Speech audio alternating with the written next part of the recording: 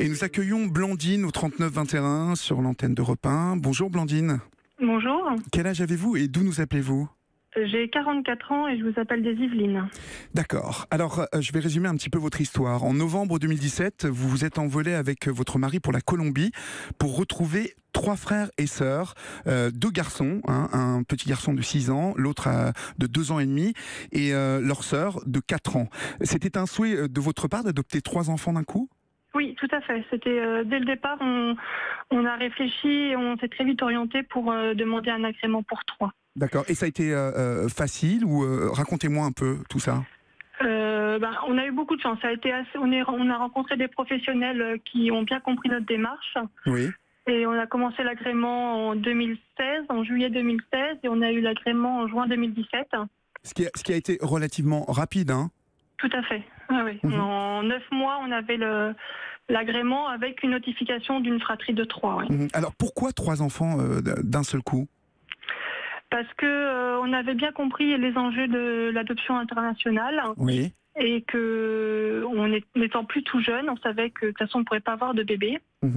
Et qu'on s'était dit que faire plusieurs agréments de suite, ça nous paraissait vraiment peu envisageable et très compliqué. Et est-ce que vous étiez aussi motivé par le fait d'avoir justement une fratrie et enfin d'avoir une fratrie qu'on ne séparait pas, parce que je suppose que ça a pesé pour vous. Nous, on voulait une famille nombreuse, donc c'était un souhait.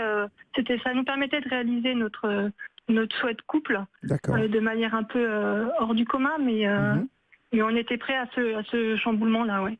Alors vous êtes allé en Colombie, vous êtes revenu avec ces 3 enfants. Je suppose que voilà, l'arrivée devait être quelque chose qui est resté gravé dans vos mémoires à tous, les enfants comme vous. Comment ça s'est passé l'arrivée à la maison ?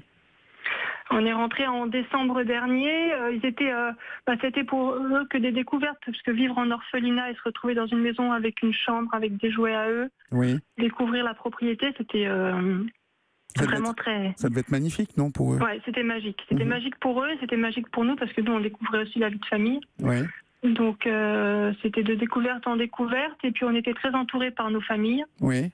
Donc, ça a vraiment été... formidable. Oui, tout à fait. Ils sont allés à l'école tout de suite ? Alors, ils sont allés à l'école assez rapidement, parce qu'on est rentré mi-décembre, et les 2 grands sont entrés à l'école mi-janvier. Ils se sont bien acclimatés à ce nouvel environnement, cette nouvelle vie. Vous avez senti que alors ça... ils étaient déjà scolarisés à l'orphelinat, donc pour eux, ils étaient en demande de retrouver des copains. Oui. Et pour l'aîné, il était en CP, donc ça a été un peu compliqué au départ, parce que le CP a des enjeux d'apprentissage un peu plus importants. Bien sûr, oui. Mais il était très motivé et on a été très très bien accueillis dans les écoles. Et la deuxième qui est rentrée en maternelle, ça a été fait sans aucune difficulté, quoi. Et alors, est-ce que des liens se sont créés rapidement entre vous, ce lien de parents à enfants ? Oui, dès notre première rencontre, ils nous ont appelés papa-maman. Oui. Et puis, à 6 ans et demi, déjà, le grand, il était vraiment partie prenante de ce projet. Donc, il savait qu'il allait avoir des nouveaux parents. Donc, ça a été très... Même s'il y a eu des petites difficultés au début pour que chacun trouve sa place, ils étaient partie prenante et on était tous d'accord sur le fait qu'on était... une famille. Une famille à créer, une nouvelle famille avec une histoire pour eux avant. Et pour nous aussi, mais ça s'est fait globalement assez facilement. Connaissent-ils l'histoire de leur famille biologique ou c'est quelque chose qui est vague pour eux ? Non, l'aîné a des souvenirs. Oui.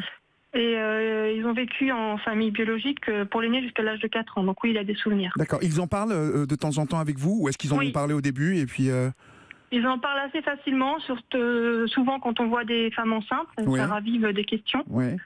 Ou quand on voit un dessin animé où ça parle de famille, mais où c'est souvent pour essayer de mieux... Ils nous demandent souvent de leur raconter leur histoire et comment ils sont passés... de leur famille biologique à l'orphelinat et puis ensuite auprès de nous, quoi. Donc vous en parlez facilement. Après non, est-ce que vous appréhendez l'adolescence, cette période où ils sont en pleine construction, les moments existentiels, non ? Non, parce que on a déjà pas mal de questionnements sur est-ce que je peux aimer 2 mamans à la fois, est-ce que donc on se dit que tout ce qu'on arrive à évoquer et à leur permettre d'appréhender maintenant, ça sera une force en plus pour l'adolescence, quoi. Une belle famille. Alors Blandine, on sent que vous êtes heureuse parce que ça marche en fait cette aventure. Les enfants sont heureux aujourd'hui, bien intégrés, et c'est une famille nombreuse, famille heureuse comme disait la chanson. Merci beaucoup pour votre témoignage, Blandine, au 3921. Dans quelques instants, nous serons avec Julia. Pendant le processus d'adoption, elle est tombée enceinte et cela n'a pas empêché d'accueillir la petite Élise chez elle. Europe 1. L'adoption, une aventure longue, intense, heureuse, parfois douloureuse. Vous avez été adopté, vous nous racontez votre histoire au 3921. Olivier Delacroix sur Europe 1.